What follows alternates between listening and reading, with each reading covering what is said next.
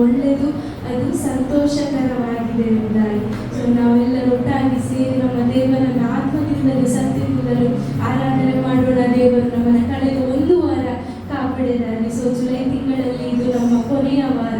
So ಕೊನೆಯ ವಾರ 7 ತಿಂಗಳು ದೇವರು ನಮ್ಮೆಲ್ಲರನ್ನ ಅದ್ಭುತ ರೀತಿಯಾಗಿ ಪರಿಪಾಲಿಸಿ ಕಾಪಾಡಿದನ್ನು ನೆನೆಸಿ ನಾವು ಒಂದು ನಿಮಿಷ ಬಾಯಿಗಳನ್ನು ತೆರೆದು ನಮ್ಮ ದೇವರಿಗೆ ಸ್ತೋತ್ರವನ್ನು ಸಲ್ಲಿಸೋಣ. ಕಾಪಾಡಿದ ದೇವರಿಗೆ ಎಲ್ಲ ಅಪಘಾತಗಳಿಂದಲೂ, ಎಲ್ಲ ಶೋಧನೆಗಳಿಂದಲೂ, ಎಲ್ಲ ಸೈತಾನನ ಕುತಂತ್ರಗಳಿಂದಲೂ ನಮ್ಮನ್ನು ಸುರಕ್ಷಿತವಾಗಿ ಇಲ್ಲಿ ತನಕ, ಇವತ್ತು ತನಕ ನಮ್ಮನ್ನು ಬಲಪಡಿಸಿ ಮುನ್ನಡೆಸಿದ ದೇವರಿಗೆ ನಾವು ಮನದಾಳದಿಂದ ಆತನಿಗೆ ಕೃತಜ್ಞತೆಯನ್ನು ಸಲ್ಲಿಸೋಣ. Oh thank you holy spirit. ಪರಿಶುದ್ಧಾತ್ಮನೇ, ನಾವು ನಿಮ್ಮನ್ನು ನಮ್ಮ ಮಧ್ಯದಲ್ಲಿ ಸ್ವಾಗತಿಸ್ತೇವಪ್ಪ. Welcome you holy spirit. ತಂದೆ, ನಮ್ಮ ಮಧ್ಯದಲ್ಲಿ ಚಲಿಸು ಸ್ವಾಮಿ, ಚಲಿಸು ಸ್ವಾಮಿ. ನೀ ನಮ್ಮ ಮಧ್ಯದಲ್ಲಿ ಇಳಿದು ಬಾ ಸ್ವಾಮಿ. ತಂದೆ, ನೀನು ಚಲಿಸು ಅಪ್ಪ. ನಾವು ಬಾಗಿಲನ್ನು ತೆರೆದು ದೇವರ ಆತನ ಪ್ರಸನ್ನತೆ, ಆತನ ಮಹಿಮೆ, ಆತನ ಸಾನ್ನಿಧ್ಯವನ್ನು ಕೇಳಿಕೊಳ್ಳೋಣ ಪ್ರಿಯರೇ. ಅಪ್ಪ, ನೀನಿಲ್ಲದೆ ನಮಗೆ ಏನು ಮಾಡಲಿಕ್ಕೆ ಸಾಧ್ಯವಿಲ್ಲಪ್ಪ.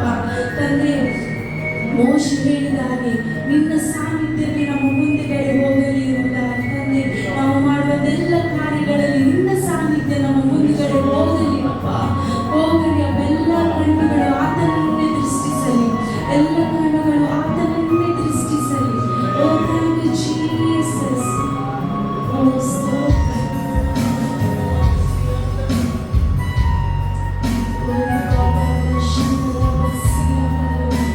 ಯೇಸುವೇ ಸ್ತೋತ್ರ.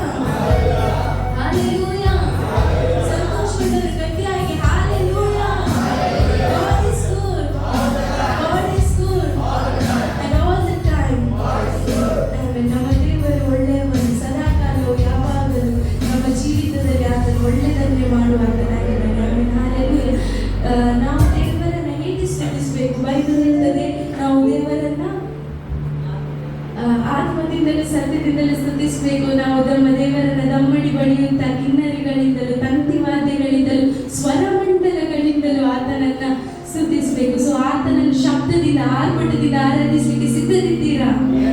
ಸಿದ್ಧರಿದ್ದೀರಾ? ಸಿದ್ಧರಿದ್ದವರು ಗಟ್ಟಿಯಾಗಿ ಹಾಲೆಲೂಯಾ, ಹಾಲೆಲೂಯಾ. ನಾವು ದೇವರ ವಾಕ್ಯದಲ್ಲಿ ನೋಡ್ತೇವೆ, ಇಸ್ರಾಯೇಲ್ಯರು ಕೆಂಪು ಸಮುದ್ರವನ್ನು ದಾಟುವಾಗ ಅವರಿಗೆ ಇಸ್ರಾಯೇಲ್ಯರು ಬರುವಾಗ ಅವರಿಗೆ ಏನಾಗ್ತದೆ? ಕೆಂಪು ಸಮುದ್ರ ಅಡ್ಡ ಬರ್ತದೆ. ಆಗ ದೇವರು ಏನ್ ಮಾಡ್ತಾರೆ? ಮಾರ್ಗವಿಲ್ಲದಲ್ಲಿ ದೇವರು ಮಾರ್ಗವನ್ನ ತೆರೀತಾರೆ. ಆಗ ಮಿರಿಯಾಮಳು ಎಂತ ಮಾಡ್ತಾಳೆ?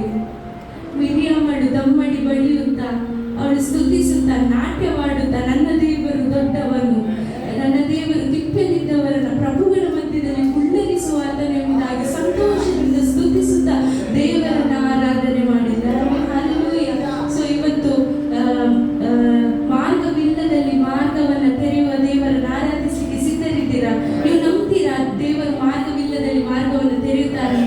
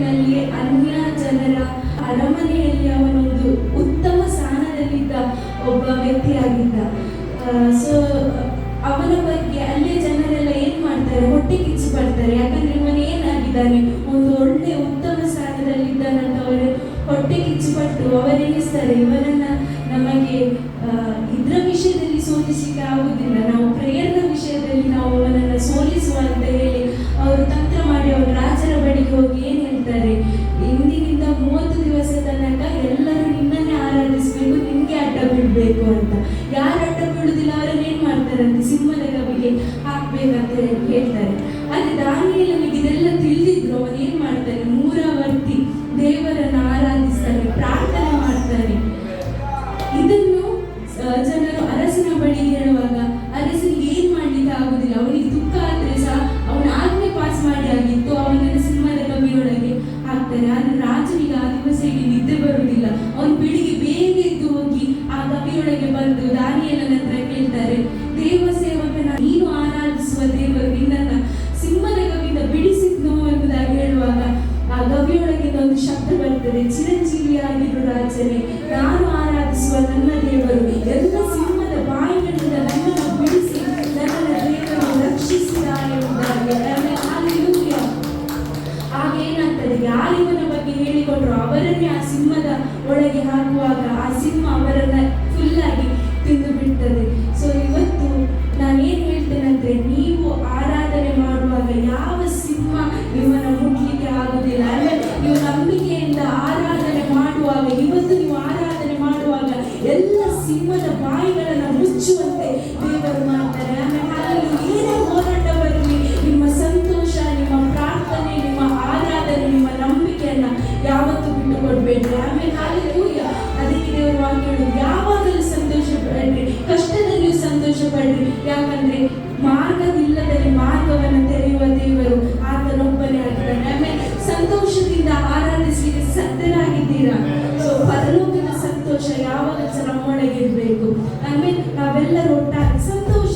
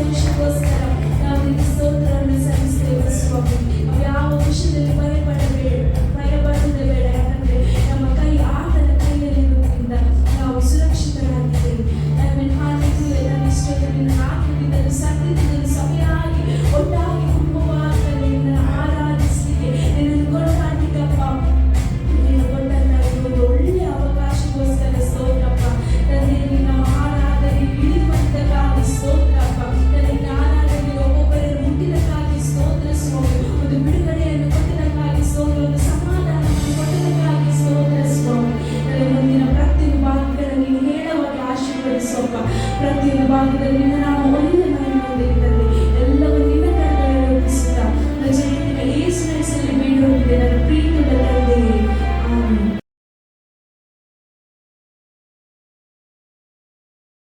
ಸತ್ಯವೇದ ಪುಸ್ತಕದಲ್ಲಿ ಯಾಕೋಬನ ಪತ್ರಿಕೆಯಲ್ಲಿ 4ನೇ ಅಧ್ಯಾಯ 8ನೇ ವಾಕ್ಯ, ಜೇಮ್ಸ್ ಚಾಪ್ಟರ್ 4 ವರ್ಸಸ್ 8.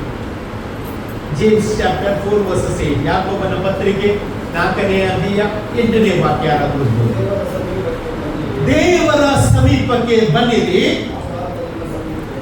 ಆಗ ಆತನು ನಿಮ್ಮ ಸಮೀಪಕ್ಕೆ ಬರುವನು ಎಂಬುದಾಗಿ. ಏನಂತ ಹೇಳಿದ್ರೆ ನಾವು ಯಾರ ಸಮೀಪಕ್ಕೆ ಬರ್ಬೇಕಂತೆ? ದೇವರ ಸಮೀಪಕ್ಕೆ ಬರ್ಬೇಕಂತೆ. ಎಷ್ಟು ಜನ ಬಂದಿದ್ದೀವಿ? Praise the lord.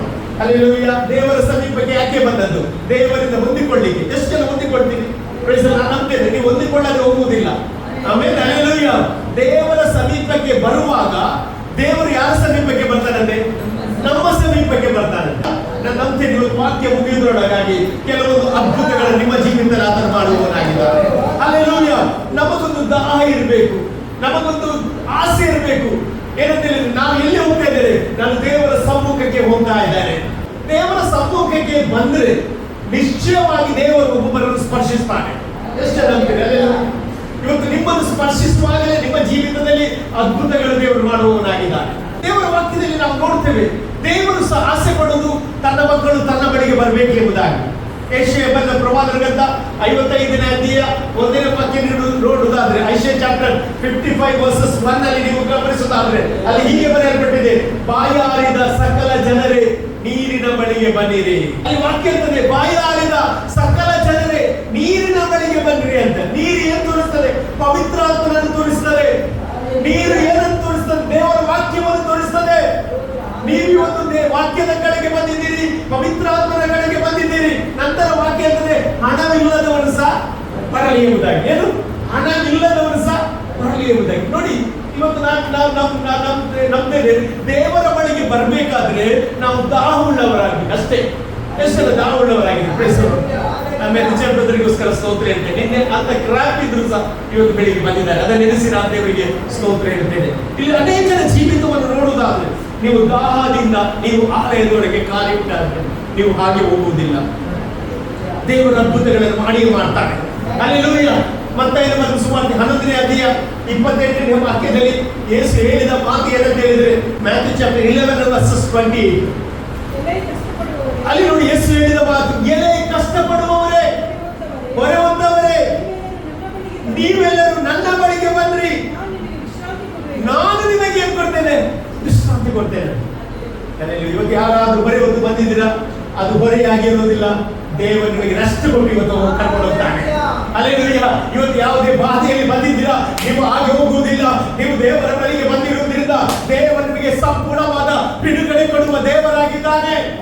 ದೇವರು ಹೇಳುವ ಮಾತು, ಯೇಸು ಹೇಳುವ ಮಾತು, ನೀವು ಕಷ್ಟದಲ್ಲಿ ಇದ್ದೀರಾ, ನಾನು ನಿಮಗೆ ಬಿಡುಗಡೆ ಕೊಡುತ್ತೇನೆ. ಇವತ್ತು ಯಾರಾದ್ರೂ ಇಲ್ಲಿ ಕಷ್ಟದಿಂದ ಬಂದಿರುವುದಾದ್ರೆ, ಯಾರಾದ್ರೂ ರೋಗದಿಂದ ಬಂದಿದ್ರೆ, ಯಾರಾದ್ರೂ ಹೋರಾಟದಿಂದ ಬಂದಿದ್ರೆ, ಯಾರಾದ್ರೂ ಸಮಸ್ಯೆಯಿಂದ ಬಂದಿದ್ರೆ, ದೇವರ ಆತ್ಮನು ಮಾತನಾಡುತ್ತಿದ್ದಾನೆ, ನಾನು ನಿಮಗೆ ವಿಶ್ರಾಂತಿಯನ್ನು ಕೊಡುತ್ತೇನೆ. ಹಲ್ಲೆಲೂಯಾ. ನನ್ನ ದೇವರ ಹೃದಯ ನೋಡಿ, ವಾಕ್ಯದಲ್ಲಿ ಗೊತ್ತಾಗ್ತದೆ ನಮ್ಮ ದೇವರ ಹೃದಯ ಏನು ಎಂಬುದಾಗಿ. ಇವತ್ತು ನಾನು ನಂಬ್ತೇನೆ, ಇವತ್ತು ನೀವು ಹೋಗುವಾಗಲೇ ದೇವರು ದೊಡ್ಡ ಕಾರ್ಯವನ್ನು ಮಾಡುವವನಾಗಿದ್ದಾನೆ. ಹಾಗಾದ್ರೆ ಒಂದು ಸತ್ಯ, ನಮಗೆ ಬಿಡುಗಡೆ ಬೇಕಾದ್ರೆ, ದೇವರ ಕರುಣೆ ದೊರಕಬೇಕಾದ್ರೆ ನಾವು ಯಾರ ಬಳಿಗೆ ಬರಬೇಕು? ದೇವರ ಬಳಿಗೆ ಬರಬೇಕು. ಹಲ್ಲೆಲೂಯಾ. ದೇವರ ಬಳಿಗೆ ಬರುವಾಗಲೇ ಆತನು ನಮ್ಮ ಬಳಿಗೆ ಆತನು ಬರುತ್ತಾನೆ ಎಂಬುದಾಗಿ ಸತ್ಯವೇದ ಸ್ಪಷ್ಟವಾಗಿ ಹೇಳುವುದನ್ನು ನಾವು ನೋಡುವವನಾಗಿದ್ದೇವೆ. ನೀವು ಇಬ್ರಿಯ ಬರೆದ ಪತ್ರಿಕೆಯಲ್ಲಿ 4ನೇ ಅಧ್ಯಾಯ 16ನೇ ವಾಕ್ಯ ಗಮನಿಸುವುದಾದ್ರೆ, ಹೀಬ್ರೂ ಚಾಪ್ಟರ್ 4 ವರ್ಸಸ್ 16 ನೋಡಿ, ಅಲ್ಲಿ ಬೈಬಲ್ ಹೇಳ್ತದೆ, ನಾವು ಕರುಣೆಯನ್ನು ಹೊಂದುವಂತೆಯೂ ಆತನ ದಯೆಯಿಂದ ಸಮಯೋಚಿತವಾದ ಸಹಾಯ ನಮಗೆ ದೊರೆಯುವಂತೆ ನಾವು ಧೈರ್ಯದಿಂದ ಕೃಪಾಸಾನದ ಮುಂದೆ ಬರುವ ಎಂಬುದಾಗಿ. ಹಲ್ಲೆಲೂಯಾ. ನೋಡಿ, ಅಲ್ಲಿ ದೇವರ ವಾಕ್ಯ ಸ್ಪಷ್ಟವಾಗಿ ಇರ್ತದೆ ಏನಂತ ಹೇಳಿದ್ರೆ, ನಾವು ದೇವರ ಬಳಿಗೆ ಬರುವಾಗ ನಾವು ಏನು ಹೊಂದುತ್ತೇವೆ? ಒಂದನೇದಾಗಿ ಕರುಣೆ ಹೊಂದುತ್ತೇವೆ. ಎಷ್ಟು ಜನ ಕರುಣೆ ಹೊಂದಿದ್ದೇನೆ? ಖಂಡಿತವಾಗಿ ನಾನು ನಂಬ್ತೇನೆ, ದೇವರ ಕರುಣೆ ನಿನ್ನನ್ನು ಬಿಡುಗಡೆ ಮಾಡ್ತದೆ, ದೇವರ ಕೃಪೆ ನಿನ್ನನ್ನು ಬಿಡುಗಡೆ ಮಾಡ್ತದೆ. ಎರಡನೇದಾಗಿ ಆತನ ದಯೆ ನಮಗೆ ದೊರಕುತ್ತದಂತೆ. ಮೂರನೇದಾಗಿ ಸಮಯೋಚಿತವಾದ ಸಹಾಯ ನಮಗೆ ದೇವರು ಕೊಡ್ತಾನೆ. ರೈಟ್ ಆದ ಹೆಲ್ಪ್. ನಿನ್ಗೆ ಯಾವ ವಿಷಯದಲ್ಲಿ ಹೇಳಬೇಕು ಅದನ್ನು ದೇವರು ಕೊಡ್ತಾನೆ. ಎಷ್ಟು ಜನ ನಂಬ್ತೀರಿ? ನಿನಗೆ ಸಹಾಯ ಇವತ್ತು ಭೂಮಿ ಮತ್ತು ಆಕಾಶವನ್ನು ಉಂಟು ಮಾಡಿದ ಕರ್ತನಿಂದ ದೇವರು ಕೊಡುವವನಾಗಿದ್ದಾನೆ. ಹಾಗಾದ್ರೆ ಒಂದು ಸತ್ಯ ಏನಂತ ಹೇಳಿದ್ರೆ, ದೇವರ ಬಳಿಗೆ ಬಂದಾಗ ದೇವರು ನಮ್ಮನ್ನು ಸ್ಪರ್ಶ ಮಾಡುವ ದೇವರಾಗಿದ್ದಾನೆ. ಎಷ್ಟು ಹೇಳುವುದು? ದೇವರ ಹತ್ರ ಹೇಳ್ತೇವೆ, ದೇವರನ್ನು ಸ್ಪರ್ಶಿಸಿ ಎಂಬುದಾಗಿ ಹೇಳ್ತೇವೆ. ಕರ್ತನ ನಿಮ್ಮ ಹಸ್ತ ಬರುವಾಗ ನಿಮ್ಮ ಜೀವಿತದಲ್ಲಿ ಅಸಾಧ್ಯವಾದ ಕಾರ್ಯವನ್ನು ದೇವರು ಸಾಧ್ಯ ಮಾಡುವವನಾಗಿದ್ದಾನೆ. ಒಬ್ಬ ವ್ಯಕ್ತಿಯ ಬಗ್ಗೆ ನಾನು ಪರಿಚಯ ಮಾಡಲಿಕ್ಕೆ ಇಷ್ಟಪಡ್ತೇನೆ. ಮಾರ್ಕನು ಬರೆದ ಸುವಾರ್ತೆ 1ನೇ ಅಧ್ಯಾಯ 40ನೇ ವಾಕ್ಯಕ್ಕೆ ನೀವು ಹೋಗುವುದಾದ್ರೆ, ಮಾರ್ಕ್ ಚಾಪ್ಟರ್ 1:40 ಅಲ್ಲಿ ಒಬ್ಬ ಕುಷ್ಠರೋಗಿಯ ಬಗ್ಗೆ ಅಲ್ಲಿ ಬರೆಯಲ್ಪಟ್ಟಿದೆ. ಯಾರಿವರು? ಕುಷ್ಠರೋಗಿ. ಇವನು ಯಾರ ಬಳಿಗೆ ಬರ್ತಾನೆ? ಯೇಸುವಿನ ಬಳಿಗೆ ಬರ್ತಾನೆ. ಆಮೇಲೆ ನಾನು ಅದಕ್ಕೆ ಹೇಳಿದ್ರೆ, ಅದು ದಾಹ ಉಳ್ಳವರ ದಾಹವನ್ನು ಇವತ್ತು ದೇವರು ನೀಗಿಸ್ತಾನೆ. ದಾಹ ಉಳ್ಳವರ ರೋಗವನ್ನು ದೇವರು ಸೌಖ್ಯಪಡಿಸುವ ದೇವರಾಗಿದ್ದಾನೆ. ಆ ವಾಕ್ಯವನ್ನು ಓದ್ರಿ. ಯಾರದು? ಒಬ್ಬ ಕುಷ್ಠರೋಗಿಯು ಯೇಸುವಿನ ಬಳಿಗೆ ಬಂದು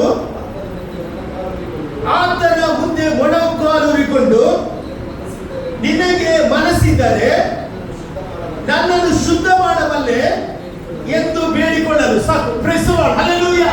ಇಲ್ಲಿ ಒಬ್ಬ ಕುಷ್ಠರೋಗಿ ಯಾರ ಬಳಿಗೆ ಬರ್ತಿದ್ದಾನೆ? ಯೇಸುವಿನ ಬಳಿಗೆ ಬರ್ತಾ ಇದ್ದಾನೆ. ಎಷ್ಟು ಜನ ಯೇಸುವಿನ ಬಳಿಗೆ ಬಂದಿದೆ? Praise lord. ಯೇಸುವಿನ ಬಳಿಗೆ ಬಂದ್ರೆ ನೀವು ಹಾಗೆ ಹೋಗುವುದೇ ಇಲ್ಲ. ಎಷ್ಟು ಜನ ಹೇಳ್ತೀರಿ, ನಾನು ಹಾಗೆ ಹೋಗುವುದಿಲ್ಲ, ನಾನು ಹಾಗೆ ಹೋಗುವುದಿಲ್ಲ. ಇವತ್ತು ನೀವು ಸೌಖ್ಯದಿಂದ ಕಲಿಸಲಿಕ್ಕೆ ದೇವರು ಇಷ್ಟಪಡ್ತಾ ಇದ್ದಾರೆ. ಆತನ ಹಸ್ತ ನಿಮ್ಮ ಮೇಲೆ ಬರುವುದು ಗೊತ್ತಾಗುವುದಿಲ್ಲ. ನೀವು ಮಾತ್ರ ಆತನ ಒಂದು ಸ್ಪರ್ಶಕ್ಕೋಸ್ಕರ ಆಸಕ್ತಿ ಪಟ್ಟರೆ ಸಾಕು, ಅವರು ನಿಮ್ಮನ್ನು ಮುಟ್ಟುವ ದೇವರಾಗಿದ್ದಾರೆ. ಹಲ್ಲೆಲೂಯಾ. ಇಲ್ಲಿ ನೋಡಿ, ಕುಷ್ಠರೋಗಿಯ ಬಗ್ಗೆ ಅಲ್ಲಿ ಬರೆಯಲ್ಪಟ್ಟಿದೆ. ಹಲ್ಲೆಲೂಯಾ. ಈ ಕುಷ್ಠರೋಗಿ ಯಾರ ಬಳಿಗೆ ಬರ್ತಿದ್ದಾರಂತೆ? ಯೇಸುವಿನ ಬಳಿಗೆ ಬರ್ತಾ ಇದ್ದಾರಂತೆ. ಕಾರಣ, ಯೇಸುವಿನ ಒಂದು ಸ್ಪರ್ಶ ಅವನಿಗೆ ಬೇಕಾಗಿದೆ. ಹಲ್ಲೆಲೂಯಾ. ಯೇಸುವಿನ ಒಂದು ಬಿಡುಗಡೆ ಅವನಿಗೆ ಬೇಕಾಗಿದೆ. ಹಲ್ಲೆಲೂಯಾ. ಇವಾಗ ಎಷ್ಟು ಜನರಿಗೆ ಯೇಸುವಿನ ಸ್ಪರ್ಶ ಬೇಕಾಗಿದೆ? ಎಷ್ಟು ಜನರಿಗೆ ಯೇಸುವಿನ ಬಿಡುಗಡೆ ಬೇಕು? ಯೇಸುವಿನ ಆಲೋಚನೆ ನಮಗೆ ಬೇಕು. ದೇವರು ಅದನ್ನು ಅಂಗಿಸದೆ ಕೊಡುವ ದೇವರಾಗಿದ್ದಾನೆ. ಹಲ್ಲೆಲೂಯಾ. ಇಲ್ಲಿ ನಾವು ನೋಡ್ತೇವೆ, ಮಾರ್ಕನ ಬರೆದ ಸುವಾರ್ತೆಯಲ್ಲಿ ನೀವು 1ನೇ ಅಧ್ಯಾಯದಲ್ಲಿ ನೀವು ಗಮನಿಸುವುದಾದರೆ, ಯೇಸು ಅನೇಕ ರೋಗಿಗಳನ್ನು ಗುಣಪಡಿಸಿದ. ಆಮೇಲೆ ಹಲ್ಲೆಲೂಯಾ, ಯೇಸು ಸ್ವಾಮಿ ಅನೇಕ ದೆವ್ವಗಳಿಂದ ಪೀಡಿತರಾದನ್ನು ಬಿಡುಗಡೆ ಮಾಡಿದ. ನಂತರ ನಾವು ನೋಡ್ತೇವೆ, ಯೇಸು ಸ್ವಾಮಿ ಮುಂಜಾನೆಂದು ಪ್ರಾರ್ಥನೆಗೆ ಹೋಗುವಾಗ ಅಲ್ಲಿಂದ ಶಿಷ್ಯರು ಯೇಸು ಸ್ವಾಮಿಯನ್ನು ಹುಡುಕಿಕೊಂಡು ಬಂದು ಹೇಳ್ತಾ ಇದ್ದಾರೆ, ಎಲ್ಲ ದಿನ ಹುಡುಕುತ್ತಾ ಇದ್ದಾರೆ, ಎಲ್ಲ ದಿನ ಹುಡುಕುತ್ತಿದ್ದಾರೆ, ನೀನು ಎಲ್ಲಿ ಹೋದಿ ಅಂತ ಕೇಳ್ತಾ ಇದ್ದಾರೆ ಅಂತ ಹೇಳುವಾಗ ಯೇಸು ಹೇಳಿದ ಮಾತು ಏನಂತ ಹೇಳಿದ್ರೆ, ನನಗೆ ಈ ಸ್ಥಳ ಮಾತ್ರವಲ್ಲ, ಅನೇಕ ಊರುಗಳಿಗೆ ಸುವಾರ್ತೆ ಸಾರಬೇಕು ಎಂಬುದಾಗಿ ಹೇಳಿ ಈ ಒಂದು ಕುಷ್ಠರೋಗಿದ್ದ ಸ್ಥಳಕ್ಕೆ ಅವನು ಬರ್ತಿದ್ದಾನೆ. ಹಲ್ಲೆಲೂಯಾ. ಯೆರೂಸಲೇಮಿಗೆ ಯೇಸು ಸ್ವಾಮಿ ಬರ್ತಾ ಇದ್ದಾನೆ. ಈ ಮಾತೆ ಈ ಕುಷ್ಠರೋಗಿಗೂ ಗೊತ್ತಾದ ಕೂಡಲೇ ಅವನು ಏನ್ ಮಾಡ್ತಾನೆ ಗೊತ್ತಿಲ್ಲ? ಯೇಸುವಿನ ಸಮೀಪಕ್ಕೆ ಓಡಿ ಬರ್ತಾ ಇದ್ದಾನೆ. ಹಲ್ಲೆಲೂಯಾ. ಈ ಕುಷ್ಠರೋಗ ನಿಮಗೆ ಗೊತ್ತುಂಟ? ಈ ಕುಷ್ಠರೋಗ ಹೇಗೆ ಇರ್ತದಂತೆ ಗೊತ್ತುಂಟ? ಹಲ್ಲೆಲೂಯಾ. ಈ ಕುಷ್ಠರೋಗ ಹೇಗೆ ಇರ್ತದೆ ಅಂತ ಹೇಳಿದ್ರೆ, ಈ ಕೈಯ ಬೆರಳುಗಳು ಏನಾಗ್ತದೆ, ಮಾಂಸಗಳು ಏನಾಗ್ತದೆ, ಅದು ಪೀಸ್ ಹೋಗ್ತದೆ. ಅಲ್ಲ, ಅವರ ಕೈಗೆಲ್ಲ ನೋಡಿ, ಬೆರಳು ಪೀಸ್ ಹೋಗ್ತದೆ. ಇದು ಹೇಗೆ ಬರ್ತದೆ ಅಂತ ಹೇಳಿದ್ರೆ, ಒಂದು ಗೆಡ್ಡೆಯ ರೂಪದಲ್ಲಿ ಬರ್ತದೆ. ಗೆಡ್ಡೆ ರೂಪದಲ್ಲಿ ಬಂದು ಏನ್ ಮಾಡ್ತದೆ? ಕೀವು ಸುರ ಆಗ್ತದೆ. ಕೀವು ಸುರ ಆದ್ಮೇಲೆ ಅವರಿಗೆ ಏನಾಗ್ತದೆ? ನರಗಳ ಸೆನ್ಸೇಷನ್ ಎಲ್ಲ ಹೋಗ್ತದೆ. ಆದ್ರಿಂದ ಅವ್ರು ಏನ್ ಮಾಡ್ತಾರೆ ಗೊತ್ತಿಲ್ಲ? ತುರಿಸ್ತಾರೆ. ತುರಿಸಿದ್ರೆ ಏನಾಗುದಿಲ್ಲ ಅವರಿಗೆ ಗೊತ್ತೇ ಆಗುದಿಲ್ಲ. ಸ್ಪರ್ಶ ಜ್ಞಾನ ಇಲ್ಲ. ಹಲ್ಲೆಲೂಯಾ. ಸ್ಪರ್ಶ ಜ್ಞಾನ ಇಲ್ಲ. ಅವರು ಕೆರೆದು ಅವರ ಶರೀರವನ್ನು ಗಾಯ ಮಾಡ್ತಾ ಹೋಗ್ತಾರೆ. ಅಂತ ಒಂದು ರೋಗ ಯಾವುದಾಗಿದೆ? ಈ ಒಂದು ಕುಷ್ಠರೋಗವಾಗಿದೆ. ಹಲ್ಲೆಲೂಯಾ. ಈ ಕುಷ್ಠರೋಗ ಪ್ರಾರಂಭವಾದದ್ದೇ ಐಗುಪ್ತ ದೇಶದಲ್ಲಿ. ಇವತ್ತು ಸಹ ಆ ಕುಷ್ಠರೋಗಕ್ಕೆ ಏನಿಲ್ಲ, ಮದ್ದು ಇಲ್ಲ. ಹಲ್ಲೆಲೂಯಾ. ಅದಕ್ಕೆ ಏನ್ ಮಾಡ್ತಾರೆ? ವ್ಯಾಕ್ಸಿನೇಷನ್ ಮಾಡಿದ್ದಾರೆ. ಯಾಕೆ ಗೊತ್ತಿಲ್ಲ?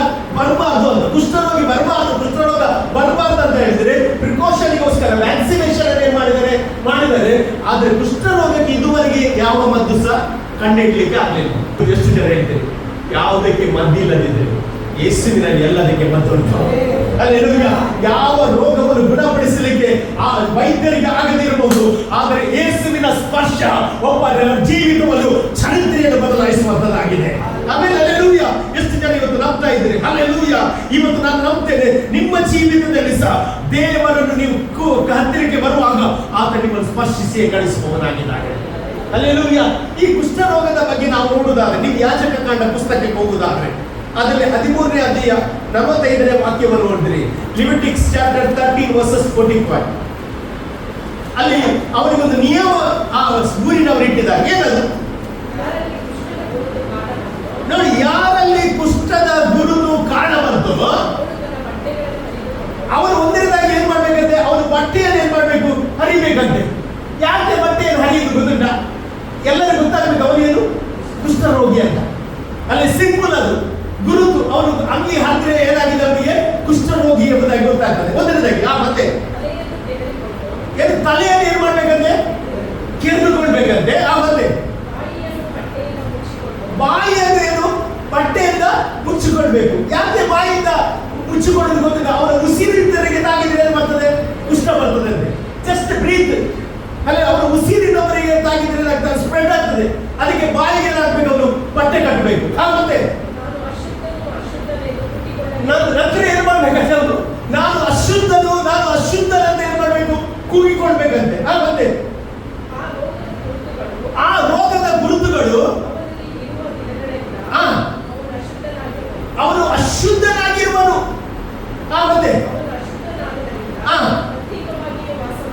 ಏನಂತೆ, ಪ್ರತ್ಯೇಕವಾಗಿ ಅವನು ವಾಸ ಮಾಡಬೇಕು. ಪಾಳೆಯದ ಹೊರಗೆ ಇರ್ಬೇಕಂತೆ.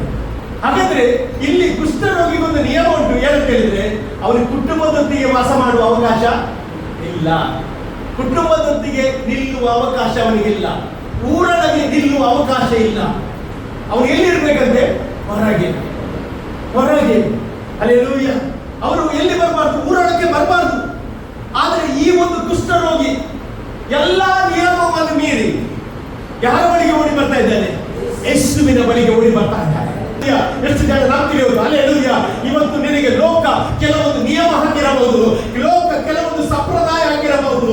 ನೀನು ಇವತ್ತು ಅದರ ಮೀರಿ ಯೇಸುವಿನ ಬಳಿಗೆ ಓಡಿ ಬರುವುದಾದ್ರೆ ನಾನು ಹೇಳಲಿಕ್ಕೆ ಇಷ್ಟಪಡ್ತೇನೆ, ನಿನ್ನ ಜೀವಿತದಲ್ಲಿ ಅಸಾಧ್ಯವಾದ ಕಾರ್ಯವನ್ನು ದೇವರು ಸಾಧ್ಯ ಮಾಡುವವನಾಗಿದ್ದಾನೆ. ಹಲ್ಲೆಲೂಯ. ನಾವು ಯೇಸುವಿನ ಬಳಿಗೆ ಓಡಿ ಬರಬೇಕು. ಹಲ್ಲೆಲೂಯ. ನೋಡಿ, ಯೇಸುವಿನ ಬಳಿಗೆ ಬರುವಾಗ ಏನಾಗ್ತದೆ ಗೊತ್ತಿಲ್ಲ, ರೋಗ ಸೌಖ್ಯವಾಗ್ತದೆ. ಎಷ್ಟು ಜನ ಹೇಳ್ತೀರಿ? ಹಲ್ಲೆಲೂಯ. ಯೇಸುವಿನ ಬಳಿಗೆ ಬರುವಾಗ ಅಶುದ್ಧನ ಏನಾಗ್ತದೆ, ಶುದ್ಧನಾಗ್ತಾನೆ. ಹಲ್ಲೆಲೂಯ. ಯೇಸುವಿನ ಬಳಿಗೆ ಬರುವಾಗ ನಿಮ್ಮ ನಿರಾಶೆ ಹೋಗ್ತದೆ, ನಿಮಗೆ ಆನಂದ ಬರ್ತದೆ. ಇವತ್ತು ಯಾವ ಪರಿಸ್ಥಿತಿಯಿಂದ ನೀವು ಬಂದಿದ್ರು ಸಹ ಇವತ್ತು ಯೇಸುವಿನ ನಾಮದಲ್ಲಿ ನಾನು ಪ್ರವಾದಿಸುತ್ತಿದ್ದೇನೆ, ನಿಮ್ಮ ಜೀವಿತ ಇದ್ದ ಹಾಗೆ ಇರುವುದಿಲ್ಲ. ಕರ್ತರು ಎಲ್ಲವನ್ನು ಬದಲಾವಣೆ ಮಾಡುವ ದೇವರಾಗಿದ್ದಾರೆ. ಈ ಒಂದು ಕುಷ್ಠರೋಗಿ ಏನ್ ಮಾಡಿದ ಅಂತ ಹೇಳಿದ್ರೆ, ಯಾರ ಬಳಿಗೆ ಬರ್ತಾ ಇದ್ದಾನೆ, ಯೇಸುವಿನ ಬಳಿಗೆ ಬರ್ತಾ ಇದ್ದಾನೆ. ಹಲ್ಲೆಲೂಯ. ಯೇಸುವಿನ ಬಳಿಗೆ ಓಡಿ ಬರ್ತಾ ಇದ್ದಾನೆ. ಇವತ್ತು ನನ್ನಂತೆ ನೀವು ಯೇಸುವಿನ ಬಳಿಗೆ ಬಂದಿದ್ರೆ ಹಾಗೆ ಯೇಸು ಕಳಿಸುವುದಿಲ್ಲ.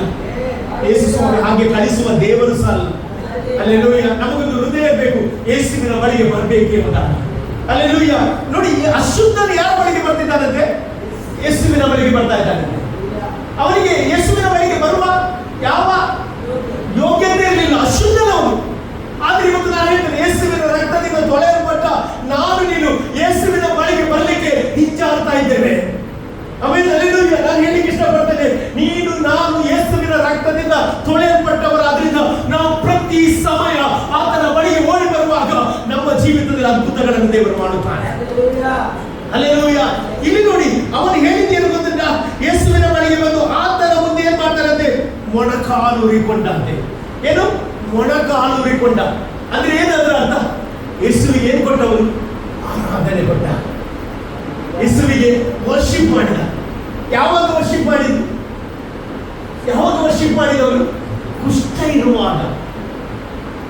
ನಾವಾದ್ರೆ ಯಾವಾಗ ವರ್ಷಿಪ್ ಮಾಡ್ತೀವಿ, ಆಮೇಲೆ ನಮಗೆ ಸಮಸ್ಯೆಯಿಂದ ನಾವು ಹೊರಗೆ ಬಂದಾಗ ವರ್ಷಿಪ್ ಮಾಡ್ತೇವೆ. ಇಲ್ಲ, ಸತ್ಯವೇದದಲ್ಲಿ ನೋಡಿ, ಎಲ್ಲ ಸಹ ನೋಡಿ, ಅವರು ರೋಗ ಇರುವಾಗಲೇ ಅವರು ವರ್ಷಿಪ್ ಮಾಡಿದ್ರು. ಆಮೇಲೆ ಇವತ್ತು ನಿಮ್ಮಲ್ಲಿ ರೋಗ ಉಂಟ, ದೇವರಿಗೆ ವರ್ಷಿಪ್ ಮಾಡಿ ಹೇಳ್ರಿ, ದೇವರೇ ನೀನು ಒಳ್ಳೆಯವನು ಎಂಬುದಾಗಿ ಹೇಳ್ರಿ, ದೇವರಿಗೆ ಸ್ಪರ್ಶಿಸ್ತಾನೆ. ಆಮೇಲೆ ನೋಡಿ, ಅವನ ಕೈಯೆಲ್ಲ ಉದುರುತ್ತಾ ಉಂಟು, ಆದ್ರೂ ಸಹ ಏನ್ ಮಾಡ್ತಿದ್ದಾನೆ, ಅವರು ಮೊಣಕಾಲು ಉತ್ತಿದ್ದಾನೆ. ನಾನು ಹೇಳ್ತೇನೆ, ಯೇಸುವಿನ ಮುಂದೆ ನೀನು ಮೊಣಕಾಲು ಉಳಿದ್ರೆ, ಯೇಸುವಿನ ಹತ್ತಿರಕ್ಕೆ ನೀನು ಬಂದ್ರೆ, ನೀನು ಮೊಣಕಾಲಿದ ಹಾಗೆ ಹೋಗುವುದಿಲ್ಲ. ದೇವನಿಗೆ ಬಲವನ್ನು ಕೊಟ್ಟು ನಡೆಸ್ತಾನೆ, ದೇವರ ಕೃಪೆಯನ್ನು ಕೊಟ್ಟು ನಡೆಸ್ತಾನೆ. ನಿನ್ನ ಜೀವಿತದಲ್ಲಿ ಅಸಾಧ್ಯವಾದ ಕಾರ್ಯವನ್ನು ದೇವರು ಸಾಧ್ಯ ಮಾಡ್ತಾನೆ. ಹಲ್ಲೆಲೂಯ. ನಮ್ಮ ದೇವರು ಯಾರು ಗೊತ್ತಿಲ್ಲ, ನಮ್ಮ ಹೃದಯವನ್ನು ನೋಡುವ ದೇವರಾಗಿದ್ದಾನೆ. ಹೃದಯವನ್ನು ನೋಡುವ ದೇವರಿಗೆ ನಿಮಗೆ ಪ್ರತಿಫಲ ಕೊಡ್ತಾ ಇದ್ದಾನೆ. ಹಲ್ಲೆಲೂಯ. ಇವತ್ತು ನಾನು ಹೇಳ್ತೇನೆ, ಏನೇ ಪರಿಸ್ಥಿತಿ ಬಂದರೂ ಸಹ ನಾವು ಮಾಡಬೇಕಾದ ಒಂದು ಕೆಲಸ ಏನಂತ ಹೇಳಿದ್ರೆ, ದೇವರ ಬಳಿಗೆ ನಾವು ಓಡಿ ಬರಬೇಕು. ಹಲ್ಲೆಲೂಯ. 20ನೇ ಅಧ್ಯಾಯ 1ನೇ ವಾಕ್ಯಕ್ಕೆ ಹೋಗುವುದಾದ್ರೆ, ಸೆಕೆಂಡ್ ಕ್ರಾನಿಕಲ್ ಚಾಪ್ಟರ್ 20 ವರ್ಸಸ್ 1 ಅಲ್ಲಿ ನೀವು ನೋಡುವುದಾದ್ರೆ, ಅಲ್ಲಿ ಯೆಹೋಷಾಫಾಟನ ಬಗ್ಗೆ ನಾವು ನೋಡ್ತಾ ಇದ್ದೇವೆ. ಈ ಯೆಹೋಷಾಫಾಟನ ವಿರುದ್ಧ 3 ಅರಸರುಗಳು ಯುದ್ಧಕ್ಕೆ ಬರುವಾಗ ಅವ್ರು ಏನ್ ಮಾಡಿದ್ರು ಗೊತ್ತಿಲ್ಲ, ದೇವರ ಬಳಿ ಓಡಿ ಬಂದು ಹೇಳ್ತಾ ಇದ್ದಾರೆ. ನೀವು ನೋಡುವುದಾದ್ರೆ ಆ ವಾಕ್ಯವನ್ನು ನೀವು ನೋಡುವುದಾದ್ರೆ ಅಲ್ಲಿ ನೋಡಿ, 20ನೇ ಅಧ್ಯಾಯ 12, 2 ಪೂರ್ವಕಾಲ ವೃತ್ತಾಂತ 20:12. ಹಾ ಹಾ ನಮ್ಮ ಮೇಲೆ ಬಂದ ಈ ಸಂಭವನಲ್ಲಿದೆ, ಹಾ ನಿಲ್ಲುವುದಕ್ಕೆ ನಮ್ಮಲ್ಲಿ ಬರಲಿಲ್ಲ, ಹಾ ಏನು ಮಾಡಬೇಕೆಂಬುದು ಹಾ ತಿಳಿಯದು, ಹಾ ನಮ್ಮ ಕಣ್ಣುಗಳು ನಿನ್ನನ್ನೇ ನೋಡುತ್ತವೆ ಎಂದು ಪ್ರಾರ್ಥಿಸಿ. ನೋಡಿ ಅವನು ಏನ್ ಮಾಡಿದ ಅಂತ ಗೊತ್ತಿಲ್ಲ, ದೇವರ ಸಮ್ಮುಖಕ್ಕೆ ಬಂದು ಏನ್ ಮಾಡಿದ, ಪ್ರಾರ್ಥನೆ ಮಾಡಿದಂತೆ. ನನಗಿದು ಸಾಧ್ಯ ಇಲ್ಲ, ಇವತ್ತು ಎಷ್ಟು ಜನ ಇದೆ, ನಿಮಗೆ ಸಾಧ್ಯವಿಲ್ಲದ್ದು ದೇವರಿಗೆ ಸಾಧ್ಯ ಮಾಡ್ತಾನೆ. ಆಮೇಲೆ ಅಲ್ಲಿ ಅವ್ರು ಹೇಳ್ತಾರೆ, ನಾನು ಅಶುದ್ಧನು, ನನಗೆ ಶುದ್ಧ ಮಾಡಲಿಕ್ಕೆ ನನ್ನಿಂದ ಆಗುವುದಿಲ್ಲ, ಯಾಜಕರಿಂದ ಆಗುವುದಿಲ್ಲ, ಆದ್ರೆ ನಿನಗೆ ಸಾಧ್ಯ ಎಂಬುದಾಗಿ ಬರ್ತಾ ಇದ್ದಾರೆ. ಯೆಹೋಷಾಫಾಟನು ಸಹ ಅದೇ ರೀತಿ ಹೇಳ್ತಾ ಇದ್ದಾರೆ, ನನಗೆ ಈ 3 ಅರಸರನ್ನು ಎದುರಿಸಲಿಕ್ಕೆ ಏನಿಲ್ಲ, ಸಾಮರ್ಥ್ಯ ಇಲ್ಲ, ಆದ್ರೆ ನನ್ನ ಕಣ್ಣುಗಳು ನಿನ್ನ ನೋಡ್ತಾರೆ. ಎಷ್ಟು ಜನ ಕಣ್ಣುಗಳು ಇವತ್ತು ಯೇಸುವನ್ನು ನೋಡಲಿಕ್ಕೆ ಬಂದಿದ್ದೇನೆ? ಅಲ್ಲಿ ಕುಷ್ಠರೋಗಿಯ ಕಣ್ಣು ಯೇಸುವನ್ನು ನೋಡಿದ ಪ್ರಕಾರ ಇವತ್ತು ನಿಮ್ಮ ಕಣ್ಣುಗಳು ಯೇಸುವನ್ನು ನೋಡುವಾಗ ನಾನು ಹೇಳ್ತೇನೆ, ಯುದ್ಧವು ನಿಮ್ಮದಲ್ಲ, ಕರ್ತನೇ ಹೇಳ್ತೇನೆ, ಯುದ್ಧವು ನನ್ನದೇ ಎಂಬುದಾಗಿ. ಎಷ್ಟು ನಂಬ್ತೇನೆ? ಹಲ್ಲೆಲೂಯಾ. ಇವತ್ತು ನಾನು ನಂಬ್ತೇನೆ, ನಿನ್ನ ಯುದ್ಧ ಬಿಡು, ದೇವರಿಗೆ ಯುದ್ಧ ಮಾಡಲಿಕ್ಕೆ ಬಿಡು, ನೀನು ಮಾತ್ರ ಮೊಣಕಾಲೂರಿ ಆರಾಧನೆ ಮಾಡು, ದೇವರು ಎಲ್ಲ ಬಾಕಿಯ ಕೆಲಸವನ್ನು ಮಾಡ್ತಾನೆ. ಅದ್ಭುತಗಳನ್ನು ಮಾಡುವ ದೇವರೇ ನಮ್ಮ ದೇವರಾಗಿದ್ದಾರೆ. ಹಲ್ಲೆಲೂಯಾ. ದೇವರು ಅವನಿಗೆ ಹೇಳ್ತಾ ಇದ್ದಾನೆ, ಅವನು ಯುದ್ಧ ಮಾಡಲಿಲ್ಲ. ಯುದ್ಧ ಯಾವ ರೀತಿ ಯುದ್ಧ ಮಾಡ್ತಾ ಇದ್ದಾನೆ? ಪ್ರಾರ್ಥನೆ ಮಾಡ್ತಾ ಇದ್ದಾನೆ, ಪ್ರಾರ್ಥನೆ ಮಾಡ್ತಾ ಇದ್ದಾನೆ. ಹಲ್ಲೆಲೂಯಾ. ಅವನಿಗೆ ಗೊತ್ತುಂಟು, ನನ್ನ ದೇವರು ನನಗೆ ಬಿಡುಗಡೆ ಕೊಡ್ತಾನೆ, ನನ್ನ ದೇವರು ಜಯವನ್ನು ಕೊಡ್ತಾನೆ. ಎಷ್ಟು ಜನ ಇವತ್ತು ನಿಮ್ಮ ಪರಿಸ್ಥಿತಿ ಇವತ್ತು ಯಾವುದೇ ವಿಷಯದಲ್ಲಿ ನೀವು ಚಿಂತೆಯಲ್ಲಿರುವುದಾದ್ರೆ ಇವತ್ತು ದೇವರಾತ್ಮ ಹೇಳ್ತಾನೆ, ನಾನು ಯುದ್ಧ ಮಾಡಿ ನಿಮಗೆ ಜಯವನ್ನು ಕೊಡುತ್ತೇನೆ. ಯಾವ ವಿಷಯವಾಗಿ ದೇವರು ಹ್ಯಾಂಡಲ್ ಮಾಡ್ತಾನೆ. ಹಲ್ಲೆಲೂಯಾ. ನಂತರ ನಾವು ನೋಡ್ತೇವೆ ಏನಂತ ಹೇಳಿದ್ರೆ, ನೀವು ಅದೇ 2 ಪೂರ್ವಕಾಲ ವೃತ್ತಾಂತ 20ನೇ ಅಧ್ಯಾಯ 18ನೇ ವಾಕ್ಯದಲ್ಲಿ ನೋಡ್ರಿ, ಆ ರಾಜ ಯೆಹೋಷಾಫಾಟ ಏನ್ ಮಾಡ್ತಾರೆ ಗೊತ್ತುಂಟಾ? Second Chronicle chapter 20 versus 18. ಯೆಹೋಷಾಫಾಟನು ನೆಲದ ಮಟ್ಟಿಗೂ ತಲೆ ಬಾಗಿಸಿದನಂತೆ. ಏನು ಅಡ್ಡವಿದ್ದಂತೆ. ಇವನು ಯಾರು? ರಾಜ. ರಾಜ ಎಲ್ಲರ ಮುಂದೆ ಏನ್ ಮಾಡ್ತಿದ್ದಾನೆ? ಅಡ್ಡ ಬೀಳ್ತಾ ಇದ್ದಾನೆ.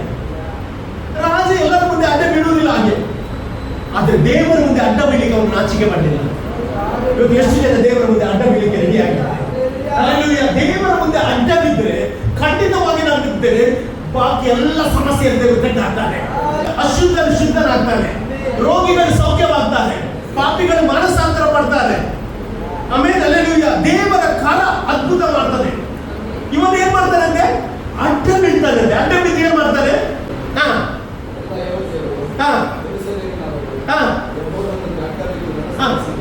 ನಮಸ್ಕರಿಸಿದರು.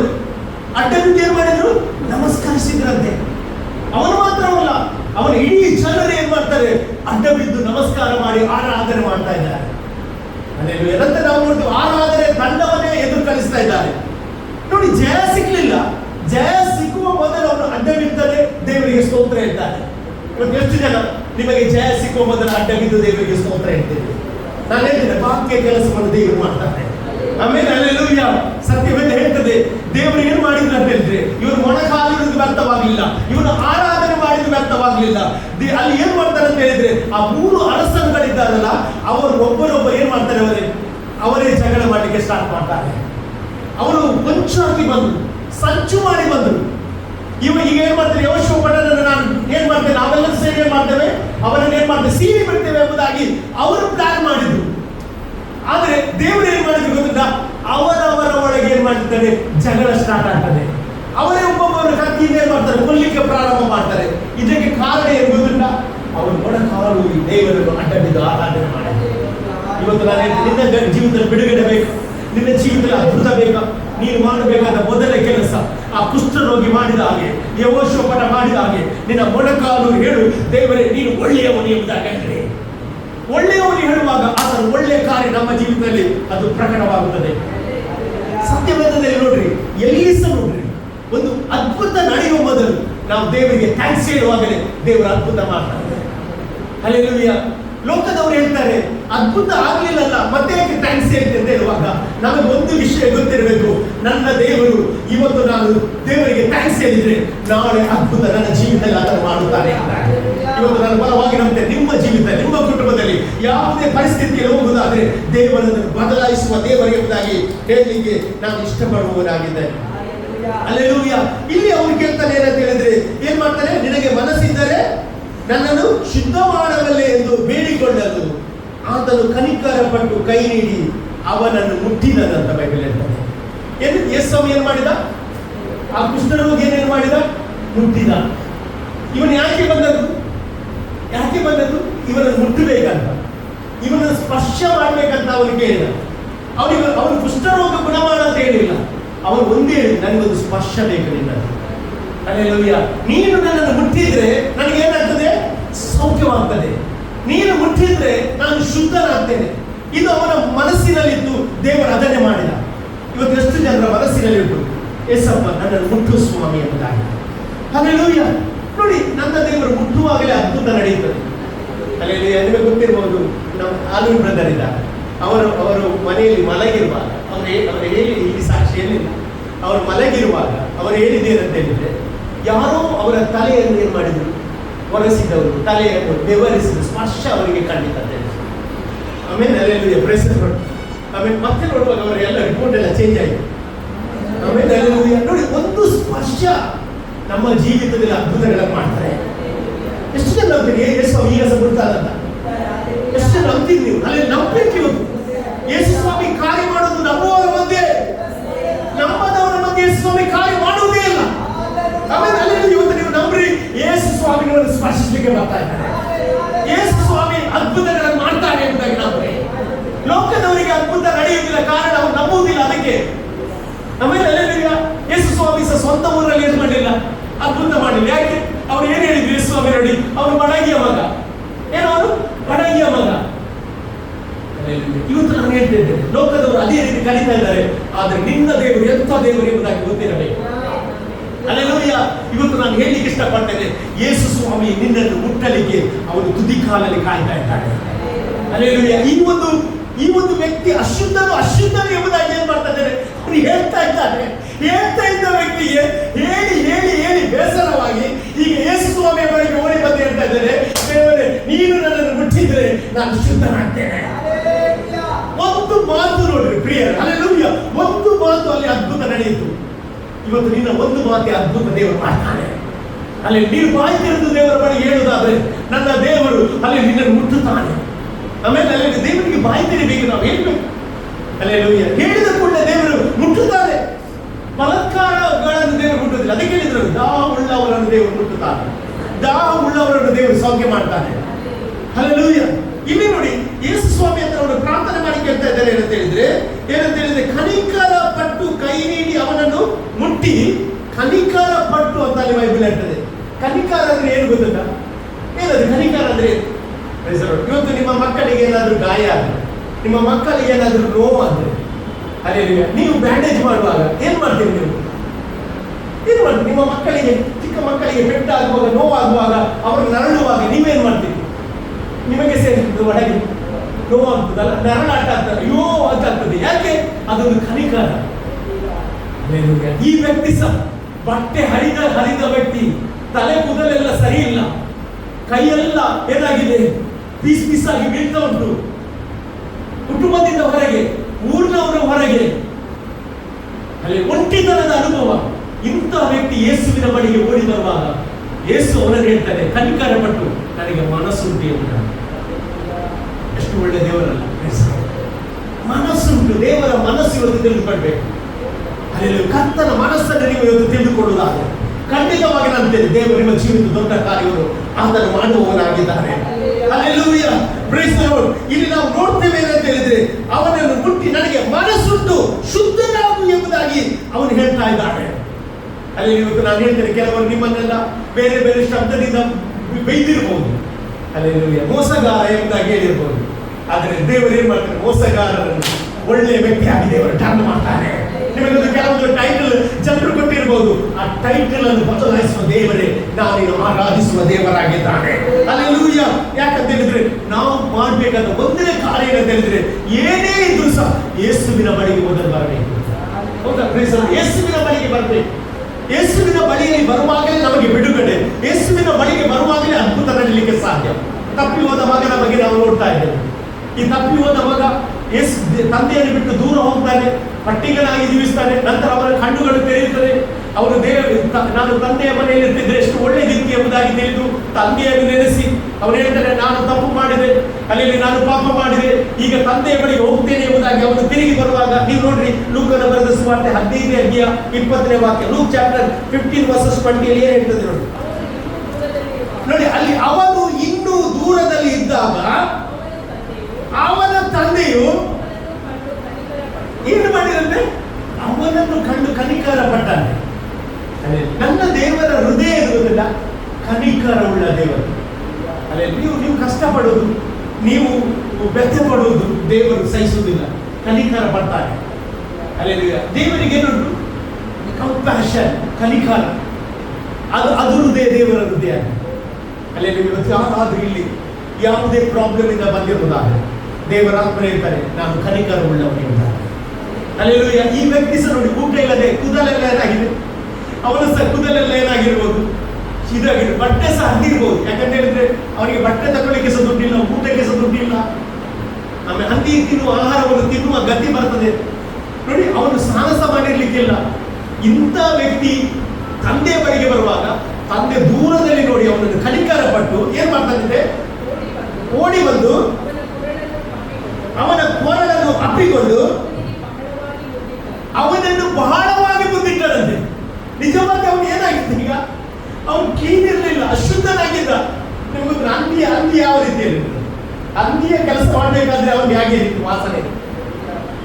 ನಾನು ಹೇಳ್ತೇನೆ, ದೇವರು ನಿನ್ನ ಹೊರಗಿನ ತೋರಿಕೆ ನೋಡುವುದಿಲ್ಲ, ದೇವರು ನಿನ್ನ ಹೃದಯವನ್ನು ನೋಡ್ತಾನೆ. ಎಷ್ಟು ಜನ ನಂಬ್ತೀವಿ ಇವತ್ತು? ಅಲ್ಲೆಲ್ಲೂಯ್ಯ. ನಿನ್ನ ಹೃದಯವನ್ನು ನೋಡುವ ದೇವರು ಇವತ್ತು ನಿನಗೆ ಪ್ರತಿಫಲ ಕೊಡ್ಲಿಕ್ಕೆ ಹೋಗ್ತಾ ಇದ್ದಾನೆ. ಅವನ ಹೃದಯ ಚೇಂಜ್ ಆಯ್ತು. ಅವನಿಗೆ ಬಾಯ ಆಡಿದ, ನನಗೆ ತಂದೆ ಬೇಕೆಂಬುದಾಗಿ ಹೇಳಿದ, ತಂದೆ ಬಳಿಗೆ ಬರ್ತೇನೆ ಎಂಬುದಾಗಿ ತೀರ್ಮಾನ ಮಾಡಿ ಅವನು ಬರುವಾಗಲೇ ತಂದೆ ಆ ಮಗನ ಬಳಿಗೆ ಓಡಿ ಹೋದ.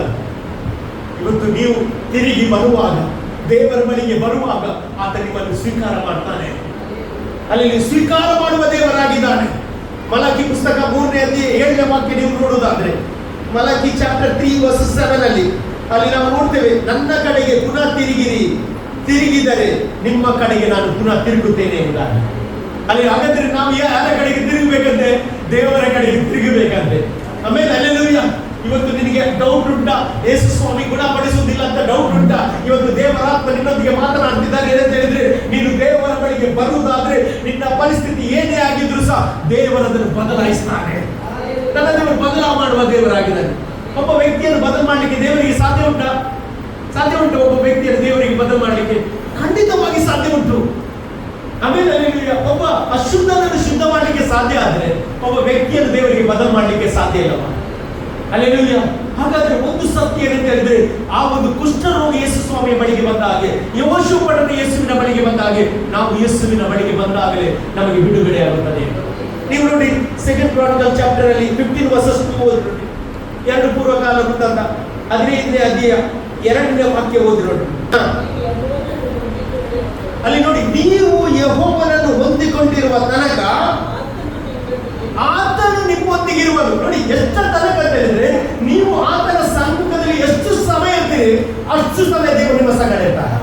ಎಷ್ಟು ನಂಬ್ತೀರಿ ಇವತ್ತು ದೇವರು ನನ್ನ ಸಂಗಡ ಇದ್ದಾನೆ? ಹೇಳ್ರಿ, ನನ್ನ ದೇವರು ನನ್ನ ಸಂಗಡ ಇದ್ದಾನೆ, ನನ್ನ ಕುಟುಂಬದ ಸಂಗಡ ಇದ್ದಾನೆ, ನಾನು ಹೋಗುವಾಗ ಬರುವಾಗ ಆತ ನನ್ನ ಸಂಗಡ ಇದ್ದಾನೆ. ನಂತರ ವಾಕ್ಯ ಓದಿ, ನೀವು ಅವನನ್ನು ಹುಡುಕಿದರೆ ನಿಮಗೆ ಸಿಕ್ಕುವನು, ಆತನನ್ನು ಬಿಟ್ಟರೆ ಆತನು ನಿಮ್ಮನ್ನು ಏನು ಮಾಡ್ತಾನಂತೆ? ಬಿಟ್ಟು ಬಿಡ್ತಾನೆ. ಹಾಗಾದ್ರೆ ಒಂದು ಸತ್ಯ ಹೇಳಿದ್ರೆ, ನಾವು ಯೇಸುವನ್ನು ಹೊಂದಿಕೊಳ್ಳುವ ತನಕ ನಮಗೆ ಯಾವ ಪ್ರಾಬ್ಲಮ್ ಆಗುವುದಿಲ್ಲ. ಅಲ್ಲಿ ಆಸನ ಬಗ್ಗೆ ನಾವು ನೋಡ್ತೇವೆ. ಆಸನ ಏನಾಗಿದ್ದ? ಒಬ್ಬ ದೇವರನ್ನು ಹೊಂದಿಕೊಂಡ ವ್ಯಕ್ತಿಯಾಗಿದ್ದ. ಅಲ್ಲಿ ಆಸನ ಉನ್ನತವಾದ ಸ್ಥಾನಕ್ಕೆ ನಿಲ್ಲಿಸಿದೆ ಯಾರು? ದೇವರು. ಆದ್ರೆ ಇವನು ಏನ್ ಮಾಡ್ತಾರೆ ಗೊತ್ತಿಲ್ಲ, ಆಸನ ಕೊನೆಯ ಆಗುವಾಗ ದೇವರು ಬೇಡ ಅಂತ ಹೇಳ್ತಾರೆ. ಅಲ್ಲಿ ದೇವರು ಬೇಡ ಅಂತ ಹೇಳ್ತಾರೆ. ಎಷ್ಟರವರೆಗೆ ಬೇಡ ಅಂತ ಹೇಳಿದ ಅಂತ ಹೇಳಿದ್ರೆ, ಅವನ ಕಾಲಿಗೆ ಒಂದು ರೋಗ ಬಂದಂತೆ. ರೋಗ ಬರುವಾಗ ಏನ್ ಮಾಡಿದ ಗೊತ್ತಿಲ್ಲ, ವೈದ್ಯರನ್ನು ಅಪೇಕ್ಷೆ ಮಾಡಿದ. ಸತ್ಯವೇದ ಹೇಳ್ತದೆ, ವೈದ್ಯರನ್ನು ಅಪೇಕ್ಷೆ ಮಾಡಿದ. ಇದರ ನಿಮಿತ್ತವಾಗಿ ಅವನು ಸತ್ತು ಹೋದ ಅಂತ ವೈದ್ಯ ಹೇಳ್ತಾರೆ. ಇವತ್ತು ನಾನು ಹೇಳಲಿಕ್ಕೆ ಇಷ್ಟಪಡ್ತೇನೆ, ಆಸನನಾಗಿ ನಮ್ಮ ಜೀವಿತ ಇರಬಾರದು. ನಾವು ಏನೇ ತಪ್ಪುಗಳನ್ನು ಮಾಡಿದ್ರೆ, ಏನೇ ದೇವರಿಗೆ ವಿರುದ್ಧವಾಗಿ ನಿಂತರೂ ಸಹ ನಾವು ಆತನ ಬಳಿಗೆ ಬರುವಾಗ ಆತ ನಮ್ಮ ಬಳಿಗೆ ಬರುವ ದೇವರಾಗಿದ್ದಾನೆ, ಆತನ ಬಳಿಗೆ ಬರುವ ದೇವರಾಗಿದ್ದಾನೆ. ಹಲ್ಲೆಲೂಯಾ. ನೀವು ನೋಡ್ರಿ, ಜಕಾರ್ಯ ಪ್ರವಾದನ ಗ್ರಂಥ 1ನೇ ಅಧ್ಯಾಯ 3ನೇ ವಾಕ್ಯ ಓದ್ರಿ. ಜಕಾರ್ಯ 1:3. ನನ್ನ ಕಡೆಗೆ ಪುನಃ ತಿರುಗಿರಿ, ಇದು ಸೇನಾಧೀಶ್ವರನಾದ ಯೆಹೋವನ ನುಡಿ, ನಾನು ನಿಮ್ಮ ಕಡೆಗೆ ಪುನಃ ತಿರುಗಿ. ಇದು ದೇವರ ಹೃದಯ. ಆಮೇಲೆ ಹಲ್ಲೆಲೂಯಾ, ಪ್ರೈಸ್ ದಿ ಲಾರ್ಡ್. ನಾವು ಆತನ ಬಳಿಗೆ ಬರುವಾಗ ಆತ ನಮ್ಮ ಬಳಿಗೆ ಬರ್ತಾನಂತೆ. ಇಂಥ ಒಳ್ಳೆ ದೇವರಿಗೆ ಲೋಕದಲ್ಲಿ ಯಾರಾದ್ರಿದ್ದಾರೆ? ಇಂಥ ರಕ್ಷಕರು ಎಲ್ಲಿ ಯಾರಿದ್ದಾರೆ? ಇಲ್ಲ. Praise the lord, hallelujah. ಈ ವ್ಯಕ್ತಿಗೆ, ಕುಷ್ಠರೋಗಿಗೆ ಒಂದು ನಿಯಮ ಇತ್ತು, ದೇವರ ಆಲಯದ ಒಳಗೆ ಹೋಗ್ಲಿಕ್ಕಿಲ್ಲ. ದೇವರ ಆಲಯಕ್ಕೆ ಹೋಗ್ಲಿಕ್ಕೆ ಸಹ ರಿಸ್ಟ್ರಿಕ್ಷನ್, ಕುಟುಂಬದಲ್ಲಿ ಸಹ ರಿಸ್ಟ್ರಿಕ್ಷನ್, ಊರೊಳಗೆ ಸಹ ರಿಸ್ಟ್ರಿಕ್ಷನ್. ಆಮೇಲೆ ಇಂಥ ವ್ಯಕ್ತಿ ಯಾರ ಬಳಿಗೆ ಬರ್ತಾ ಇದ್ದಾರಂತೆ? ಯೇಸುವಿನ ಬಳಿಗೆ ಬರ್ತಾ ಇದ್ದಾರೆ. ಆಮೇಲೆ ಅಲ್ಲೆಲೂಯಾ. ಯೇಸು ಯಾವ ರಿಸ್ಟ್ರಿಕ್ಷನ್ ಹಾಕೋದಿಲ್ಲ, ಯಾವ ಒಂದು ನಿನಗೆ ನಿಬಂಧನೆ ಹಾಕೋದಿಲ್ಲ. ಯೇಸು ಬಯಸುದು ನೀನು ಅವನ ಜೊತೆ ನಿಲ್ಬೇಕಂತ ಅಷ್ಟೇ. ಎಷ್ಟು ಜನ ಇವತ್ತು ಯೇಸುವಿನೊಂದಿಗೆ ನಿಲ್ಲಿಕ್ಕೆ ಇಷ್ಟಪಡ್ತಾ ಇದ್ದಾರೆ? ನಾನು ಬರುವಾಗಿ ನಂತರ ಇವತ್ತು ದೇವರ ಸಾನ್ನಿಧ್ಯ ನೀನು ಬಯಸುವಾಗ ದೇವರು ನಿನ್ನ ಜೀವಿತದಲ್ಲಿ ಅದ್ಭುತಗಳನ್ನು ಮಾಡುತ್ತಾನೆ. ದೇವರು ಅದ್ಭುತಗಳನ್ನು ಮಾಡುವ ದೇವರಾಗಿದ್ದಾನೆ. ನೀವು ನೋಡಿ, 73ನೇ ಕೀರ್ತನೆ 28ನೇ ವಾಕ್ಯದಲ್ಲಿ ನೀವು ನೋಡುವುದಾದ್ರೆ, 73ನೇ ಕೀರ್ತನೆ 28ನೇ ವಾಕ್ಯ ನೀವು ಗಮನಿಸುವುದಾದ್ರೆ, ಅಲ್ಲೊಂದು ಸುಂದರವಾದ ಅಲ್ಲಿ ವಾಕ್ಯ ಬರೆಯಲ್ಪಟ್ಟಿದೆ. 73:28 ಅಲ್ಲಿ ಹೀಗೆ ಬರೆಯಲ್ಪಟ್ಟಿದೆ, ನನಗಾದರೂ ದೇವರ ಸಾನ್ನಿಧ್ಯವೇನಾಗಿದೆ? ಭಾಗ್ಯವಾಗಿದೆ. ನನಗಾದರೂ ದೇವರ ಸಾನ್ನಿಧ್ಯ ಏನಾಗಿದೆ? ಭಾಗ್ಯವಾಗಿದೆ. ಇವತ್ತು ಎಷ್ಟು ಜನ ದೇವರ ಸಾನ್ನಿಧ್ಯಕ್ಕೆ ಬಂದಿದೆ? ಎಷ್ಟು ಜನ ದೇವರ ಪ್ರೆಸೆನ್ಸ್ ಅಲ್ಲಿ ಬಂದಿದೆ? ನಾನು ನಂಬ್ತೇನೆ ಇವತ್ತು ಇದು ನಿಮಗೆ ಭಾಗ್ಯಕರವಾಗಿದೆ, ಇದು ಭಾಗ್ಯಕರವಾಗಿದೆ. ಅಲ್ಲಿ ಆ ಕುಷ್ಠರೋಗಿಗೆ ಹೇಳಲಿಕ್ಕೆ ಕಾರಣ ಉಂಟು ಅಂತ ಹೇಳಿದ್ರೆ, ನನಗೆ ದೇವರ ಆಲಯಕ್ಕೆ ಪ್ರವೇಶ ಇಲ್ಲ, ಕುಟುಂಬದಲ್ಲಿ ಹೋಗ್ಲಿಕ್ಕೆ ಪ್ರವೇಶವಿಲ್ಲ, ನನ್ನನ್ನು ಹೊರಗಿಟ್ಟಿದ್ರು, ನನಗೆ ಯಾರ ಸಂಪರ್ಕ ಇರಲಿಲ್ಲ, ನಾನು ಅಶುದ್ಧನೇ ಎಂಬುದಾಗಿ ನನಗೆ ಹೇಳಿ ನನಗೆ ಸಾಕಾಗಿ ಹೋಯಿತು. ಆದರೆ ಯೇಸುವಿನ ಬಳಿಗೆ ಬಂದು ಒಂದು ಮಾತು ಹೇಳಿದೆ, ನಾನು ನಿನಗೆ ಮನಸ್ಸಿದ್ರೆ ನಾನು ಶುದ್ಧವಾಗಿದೆ.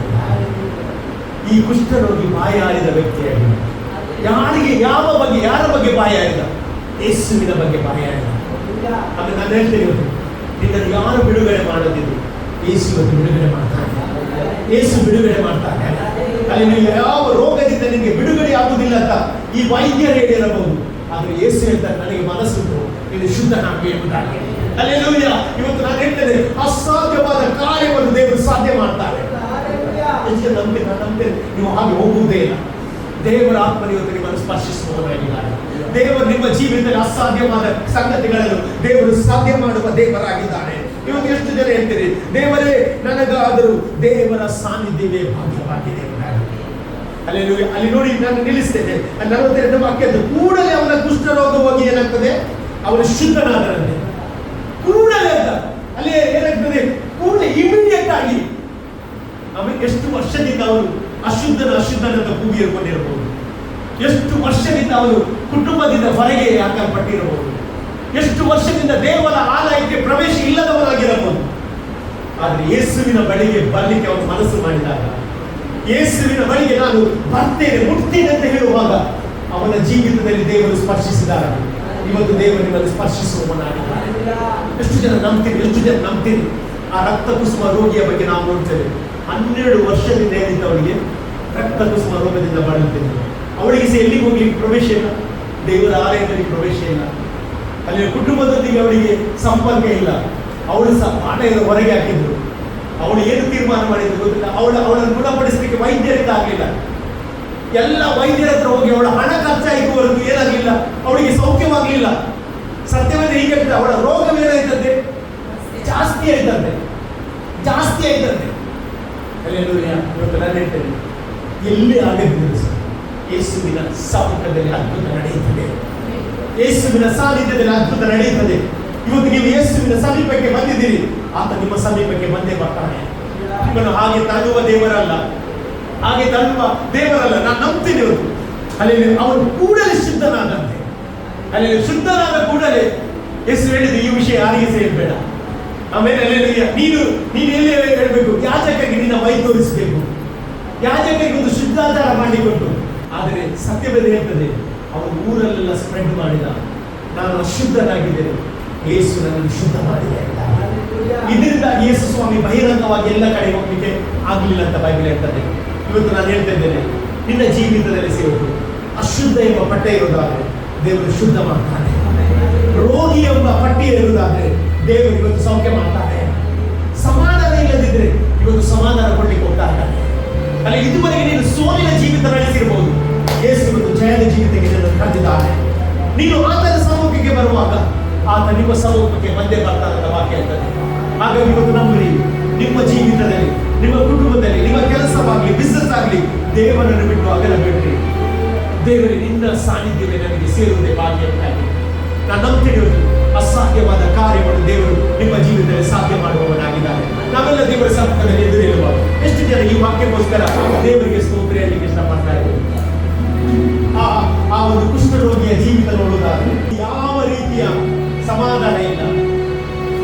ಅವನ ಜೀವಿತದಲ್ಲಿ ಸಂತೋಷ ಎಂಬುದು ಕಳೆದುಕೊಂಡಿದ್ದ, ಸಮಾಧಾನ ಕಳೆದುಕೊಂಡಿದ್ದ. ಅವನ ಶರೀರದಲ್ಲಿ ಅವನು ಯಾವ ರೀತಿಯ ತುರಿಸುವಿಕೆಯಿಂದ, ಆ ಒಂದು ಗಾಯದಿಂದ ಅವನು ತನ್ನ ಶರೀರದಲ್ಲಿ ಸಹ ಬಲವನ್ನು ಕಳೆದುಕೊಂಡ ವ್ಯಕ್ತಿ ಯೇಸುವಿನ ಬಳಿಗೆ ಬಂದನು.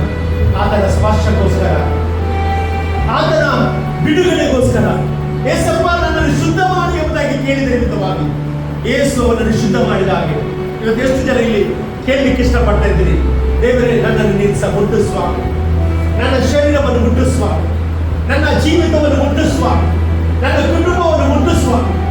ಹೇಳ್ರಿ ದೇವರು ಚೇಂಜ್ ಮಾಡ್ತಾ ಇದ್ದಾರೆ, ಸಿಚುವೇಶನ್ ಅನ್ನು ಚೇಂಜ್ ಮಾಡ್ತಾ ಇದ್ದಾರೆ. ಅಲ್ಲಿ ಆತನು ಒಣಗಿದ ಮರುಭೂಮಿಯಲ್ಲಿ ಜೀವವನ್ನು ಕೊಡುವ ದೇವರಾಗಿದ್ದಾನೆ. ಅಲ್ಲಿ ಪವಿತ್ರ ಆತ್ಮನು ನಮ್ಮ ಮಧ್ಯೆ ಆತನು ಬರುವ ದೇವರಾಗಿದ್ದಾನೆ. ಅಲ್ಲಿ ನಾವು ಜೀವಿಸುವುದು ಅದು ಕೃಪೆಯಿಂದಲೇ. ಇವತ್ತು ನಿಮ್ಮ ಮರಿದಾದ ಪಾತ್ರೆಯನ್ನು ತುಂಬಿಸುವ ದೇವರಿದ್ದಾನೆ. ನಾವೆಲ್ಲರೂ ದೇವರ ಸನ್ನಿಧಾನದಲ್ಲಿ ದೇವರಿಗೆ ಸ್ತೋತ್ರ ಹೇಳುವ. ಆ ಕುಷ್ಠರೋಗಿಯ ಜೀವಿತ ಬದಲಾಯಿಸಿದ ದೇವರು ಇವತ್ತು ನನ್ನ ನಿನ್ನ ಜೀವಿತವನ್ನು ಬದಲಾಯಿಸ್ತಾನೆ. ನಿನ್ನ ಪರಿಸ್ಥಿತಿ ಏನೇ ಆಗಿದ್ರು ಸಹ ಆ ಪರಿಸ್ಥಿತಿಯ ಮೇಲೆ ದೇವರಿಗೆ ನಿಯಂತ್ರಣ ಉಂಟು. ನಿನ್ನ ಜೀವಿತ ರೋಗದಲ್ಲಿ ಇರುವುದಾದ್ರೆ ಆ ರೋಗದ ಮೇಲೆ ದೇವರಿಗೆ ನಿಯಂತ್ರಣ ಉಂಟು. ಬಿರುಗಾಳಿಯನ್ನು ಶಾಂತಪಡಿಸಿದ ದೇವರು, ಇಡೀ ಭೂಮಿ ಆಕಾಶವನ್ನು ಶೂನ್ಯದ ಮೂಲಕ ಉಂಟು ಮಾಡಿದ ದೇವರು ನಿನ್ನ ಜೀವಿತವನ್ನು ಕಟ್ಟುವ ದೇವರಾಗಿದ್ದಾರೆ. Thank you lord Jesus.